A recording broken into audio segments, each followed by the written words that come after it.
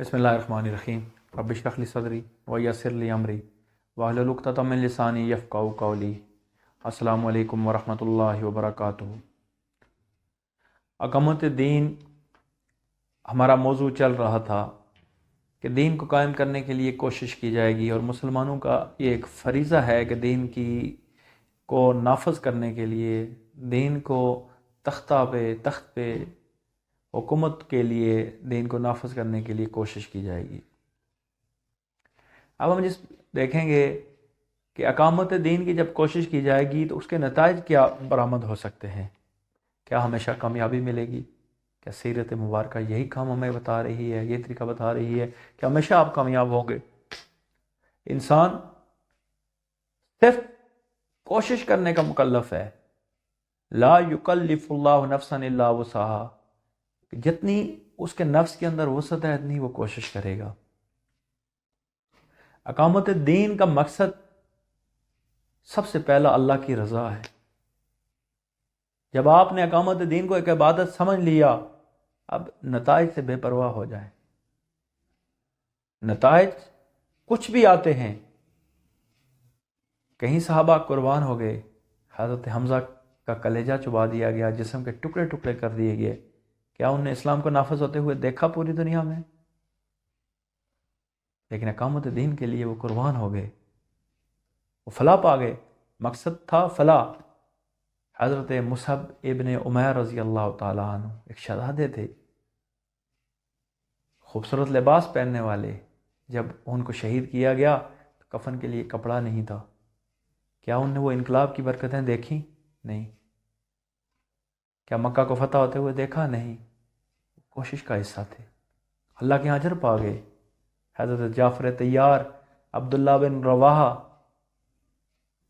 غزوہ موتا کے اندر اپنے جسموں کو کٹوا دیتے ہیں۔ زید بن حارثہ، نبی صلی اللہ علیہ وسلم کے پیارے منہ بولے بیٹے، جن کو آزاد کر کے آپ نے اپنا بیٹا بنایا تھا، موتا کے اندر کٹ جاتے ہیں۔ کیا ان نے روما کی سلطنت کے ٹکڑے ہوتے ہوئے دیکھے تھے؟ کیا ان نے ایران کو برباد ہوتے ہوئے دیکھا؟ نہیں۔ مقصد ان کا، پہلا مقصد ان کا فلاح تھا، آخرت کی فلاح تھا۔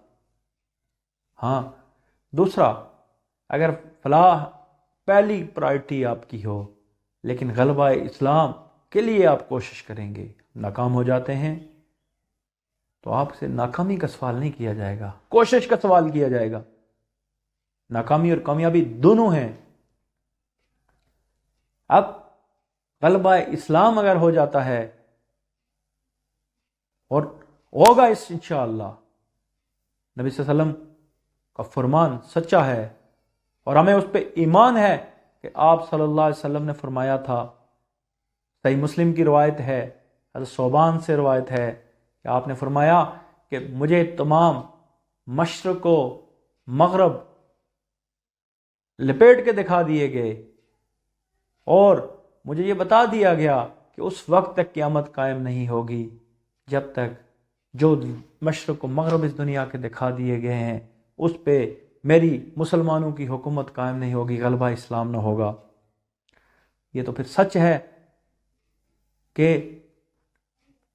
اسلام نے غالب ہونا ہے قیامت سے پہلے۔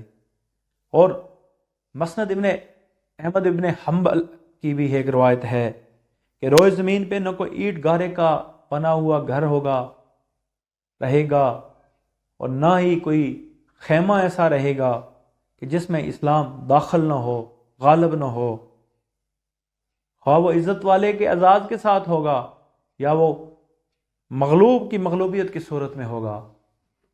یعنی خواہ کوئی دل سے اس کو مان لے یا مسلمان زور بازو سے ان کو مغلوب کر دیں، اسلام نے نافذ ہونا ہے۔ مخبر صادق کی پیشن گوئی کبھی غلط نہیں ہو سکتی۔ اسلام نے غالب ہونا ہے، ہمارا مقصد کوشش ہے۔ اور اللہ نے جس طرح نبی صلی اللہ علیہ وسلم کو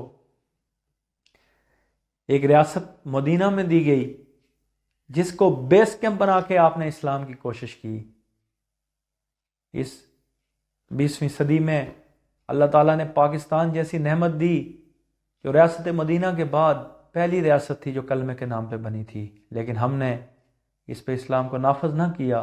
ہم اس کو بیس کیمپ بنا کے اسلام نافذ کر کے پوری دنیا میں اسلام کا نفاذ کر سکتے تھے، لیکن یہ اللہ کی ایک سکیم تھی، یہ اللہ کا ایک عطیہ تھا، لیکن ہم نے اس کو پس پش ڈالا اور پاکستان کو بیس کیمپ بنانے کے بجائے دین کے دشمنوں کا گھر بنا دیا۔ اور آج بھی ہمارے لیے موقع ہے کہ ہم اس پاکستان کو بیس کیمپ بنا کے اقامت دین کی کوشش کریں اور دین کے غلبے کا باعث بنیں۔ وما علینا الا البلاغ۔